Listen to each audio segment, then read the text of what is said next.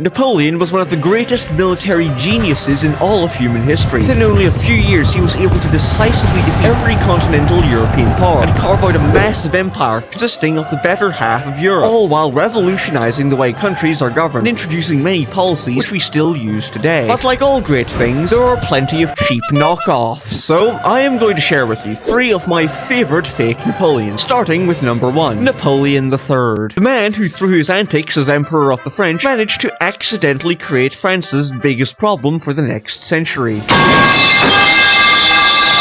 Germany. But before he could accidentally help create Germany, he first had to become the French Emperor. He was born on the 20th of April 1808 to the original Napoleon's brother, the King of Holland. Thus, he wasn't really a fake Napoleon, and was in fact the real deal. However, by 1815, it was no longer cool to be related to Napoleon, since the empire had collapsed, and thus he, along with his entire family, were exiled to Switzerland. And from there, he engaged in a lot of wacky activities. He went to school, spoke to other French exiles, engaged in violent revolts against the Papal States in Austria, you know, the normal stuff any growing lad does. In 1832, the original Napoleon's son contracted a severe case of unalive syndrome. This caused Napoleon's nephew to now believe that he was the legitimate heir to the Napoleon dynasty, and thus claimant to the French throne. The idea of becoming Emperor of the French immediately went to his head, and thus he would from that point forward train non-stop in order to fulfill that purpose. He wrote books to both increase his popularity and propagate his political ideology, Bonapartism. He completed his military training, studied economics, studied social problems. He did everything. He trained and trained non-stop for 4 long years, until one day he finally decided that it was time to put his training to use, and thus marched over the border into France, and tried to convince the garrison in Strasbourg to join him for a march in Paris. However, his charisma was not quite on the same level as that of his uncle, and instead of the French troops all throwing down their weapons, chanting "Vive l'Empereur!" and joining him for a glorious march in Paris to place him in his rightful place on the imperial throne, they instead arrested him and deported him to the USA. Okay, so that didn't go so well. So a short while later, he returned to Switzerland and... oh dear, looks like the Swiss don't want him anymore. So he moved to the UK, and from there continued writing books to boost his popularity in France. Then on August the 6th, 1840, he was wondering what time it was. So he had a look at his watch, and it said that it was time to go and have another go at becoming Emperor of the French. And so he once again crossed the border, and this time attempted to convince the garrison in Boulogne, I think that's how you pronounce that, to join him for a coup. I'm here to propose... What do we do about this guy? For a little coup on Paris? Arrest him. Napoleon was once again arrested, and this time he was sentenced to permanent confinement in a fortress. While not exactly an ideal situation to be in, it did give him plenty of opportunity to write even more books, as well as talk to French opposition members, allowing him to further grow his popularity in France. On the 25th of May, 1846, he successfully escaped prison, and once again fled to the UK, where he would then wait out for an opportunity to finally seize control of France. But this time he didn't have to wait long at all, because only around 2 years later France had a second revolution, which gave him the perfect opportunity to slide in and establish his empire. To very briefly summarize the events of the revolution, after the Napoleonic Wars, France had this guy put in charge of it as king, but then he contracted a mild case of death syndrome, and thus this chap was put in charge of France. However, there were 2 big problems with his reign. Number 1, he started repealing a bunch of reforms and generally acted like a bit of a tyrant. And number 2, he was the king of France and wasn't even called Louis. Unacceptable. So people got fed up with him pretty quickly and started rioting. And so Charles X was forced to abdicate and was replaced by Louis Philippe. However, he wasn't much better, and 15 years after his reign began, he got overthrown during the revolutions of 1848, beginning the Second French Republic. Revolution in France? Revolution in France?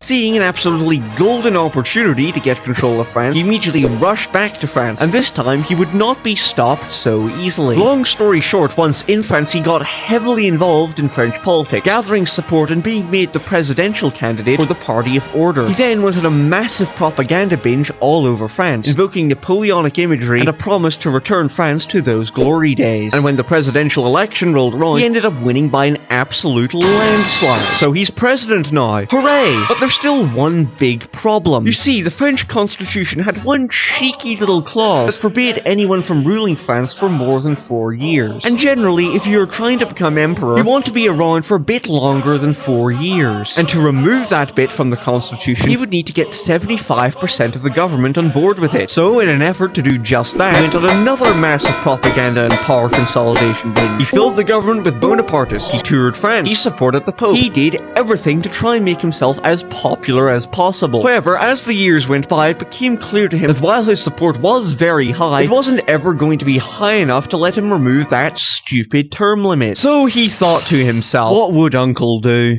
Fais un coup, mon neveu. Hey, what a brilliant idea! By the way, who said that? So, Napoleon III decided to fall back on an old trick of his uncle's. All reliable, do a coup. So he thus went about swaying key figures in the French army and police to his side. And on the 2nd of December 1851, the anniversary of his uncle's victory at Austerlitz, he launched his coup. It started with troops capturing key buildings across Paris, while also arresting a number of assembly representatives in their homes. The representatives that hadn't been arrested then tried to gather in the assembly building, only to be forced away by soldiers. They then found another building, and there they had a big meeting where they all concluded Napoleon was being a bad boy, and if they got their hands at him, they would... Pierre, can you check who that is? Oh no. The French army eventually found the assembly's new location, blockaded the door, and then arrested all the representatives inside, before marching them across Paris and locking them in a barracks, from which they would be shipped off to various prisons across France. So Napoleon thought to himself, hooray! I own Paris now! Not so fast. While Napoleon had arrested most of the representatives, there were still a few stragglers roaming around Paris, and these fellows immediately got to work kicking up a fuss. As the tension grew in Paris, a collection of moderates and communists, spurred on by one Representative Baudin, I think that's how you pronounce his name, set up a barricade in one of the streets in order to oppose the army. The army, which just so happened to want to march down this street, began firing shots into the air in an attempt to disperse the crowd that had gathered at the barricade. But one chap on the barricade got the impression that the soldiers were actually firing at them and killing civilians. So he picked up his gun, aimed, and shot a French soldier dead. The other soldiers, seeing this, got a bit annoyed, so they raised their guns, pulled their triggers, and killed Representative Baudin, along with one other man. The Rubicon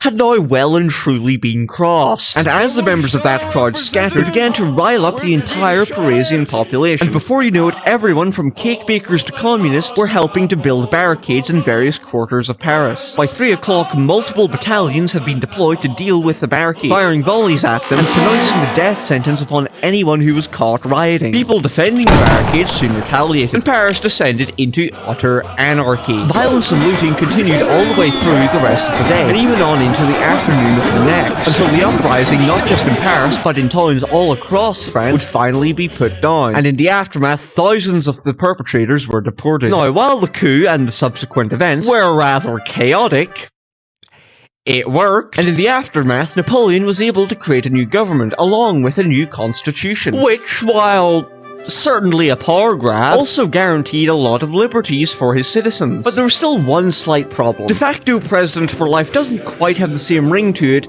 as emperor. So on the anniversary of his coup the following year, he went ahead and held a plebiscite to ask everyone in France if they would be cool with him becoming emperor. And when the results came back, surprise, surprise, he was greeted with a 100% legitimate 96.9% yes. So on the 2nd of December 1852, France adopted a new constitution, declaring that Louis-Napoleon Bonaparte is Emperor of the French.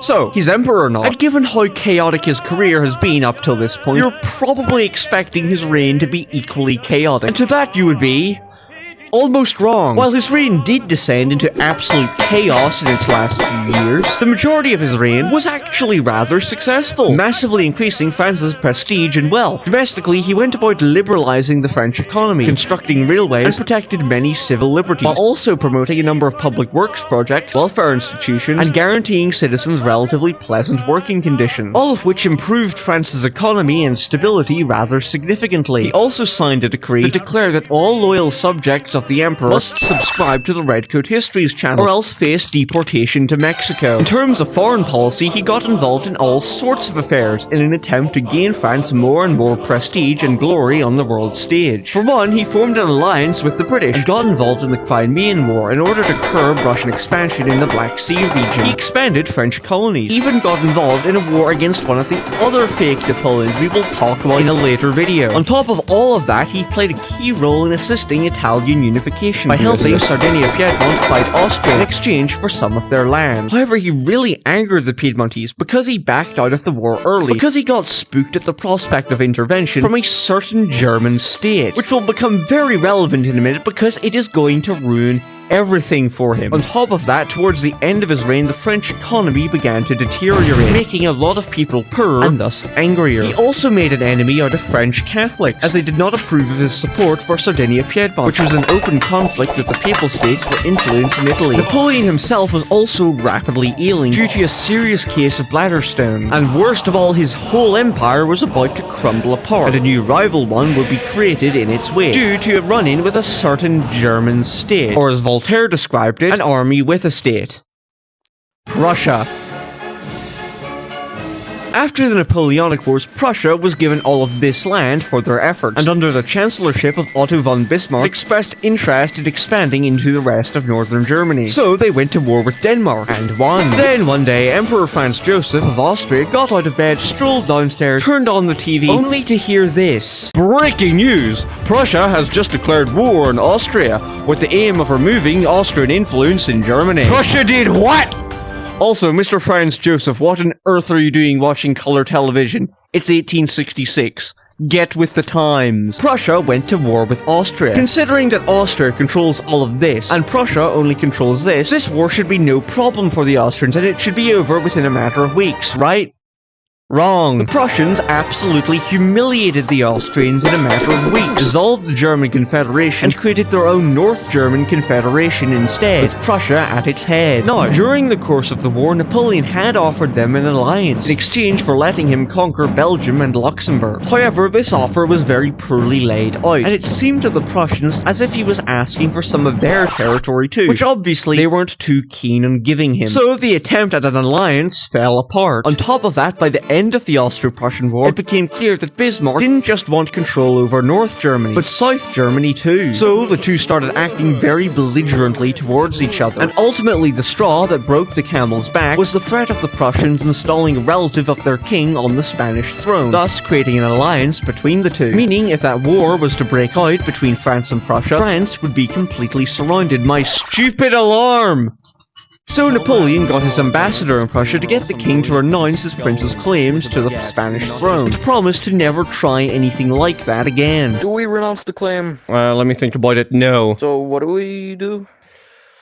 Let me think. I declare war! Convinced by his advisors of France's military superiority, and believing that a quick and decisive war would quickly restore his waning popularity, he declared war on Prussia, and began marching into Germany, thinking that the South Germans would immediately side with him against the big, scary, expansionist Prussia. However, there was a big, gaping hole in his plan. Because it was France that had declared war, not Prussia, it seemed to all the South German states that France was the big, bad aggressor, and not Prussia, and thus quickly joined Bismarck's Confederation for protection against France, and declared war on France. Okay, well, politically this is a bit of a mess, but France is still militarily superior, right?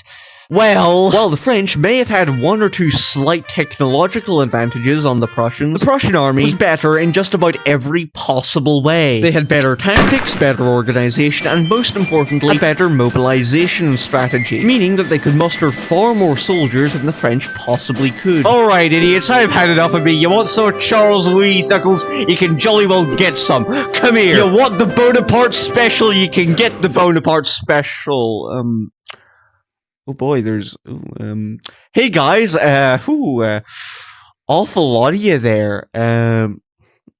pretzels? The French army was divided into two groups, left and right. The French right immediately went about losing the Battle of War and being forced to retreat south. The left group was able to take Saarbrücken for about 20 minutes until the Prussians showed up to check them. And despite their Chassepot rifles inflicting heavy casualties on the Prussians, the French were ultimately forced to retreat and take up positions around Metz. Right, well, it's a bit of a shame we lost that, but you know, it's fine. We can chill here and check their positions for a while. It's not as if the Prussians have a highly maneuverable army that's going to be able to quickly outflank us, stop us from being able to retreat any further, and encircle this entire army group in one singular city.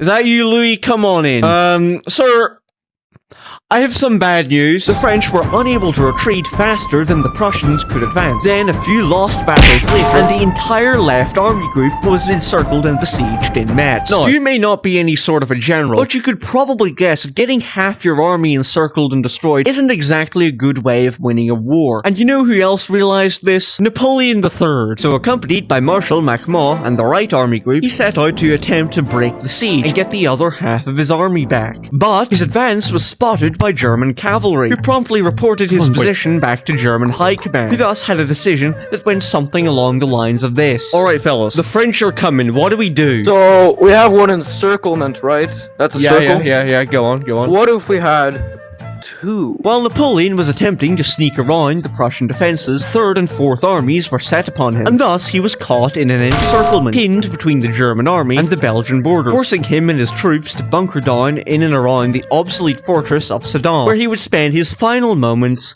as emperor. After surrounding the fort, the Prussians wasted absolutely no time before beginning the assault on the French position. Units in the towns and villages surrounding Sedan were slowly but surely dealt with through a combination of artillery and brutal house-to-house fighting, and eventually all the French troops were forced to take cover behind the walls of Sedan. So, assault the walls then? I got a better plan. Once behind the walls, the Prussians began a withering barrage of artillery against them. The French made an attempt at a breakout through the village of La Monciel, but this ultimately was in vain. Seeing 400 artillery pieces surrounding him and not a drop of hope to go with them, Napoleon appeared to finally snap and began riding around on horseback, attempting to get a German shell to hit him and finally end his misery. But it eventually became clear to him that even this wasn't going to work. So, after a long and prestigious military career, he finally gave the order to raise the white flag.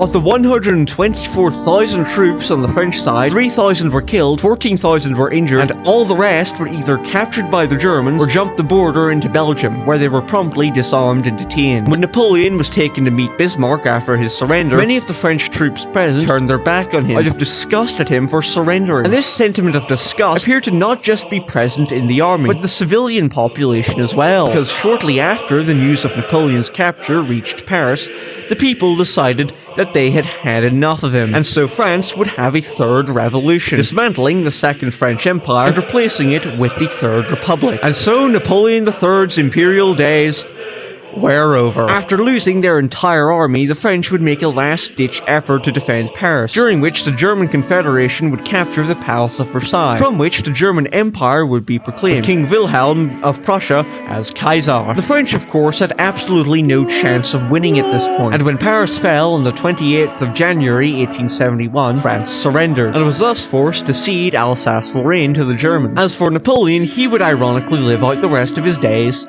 in Britain, where he would for the rest of his life go back to his old hobby of defending his policies, studying social issues, and even planning a grand return to France in an attempt to restore his empire. But unfortunately for him, he would pass away due to complications in an operation to remove his bladder stones, putting an end to both his life and this video. Now go and watch this video here about some Mexican who fought a war against Napoleon III, overthrew the government 11 different times, accidentally created Texas. Unless I haven't uploaded it yet, in that case subscribe so I have motivation to do so.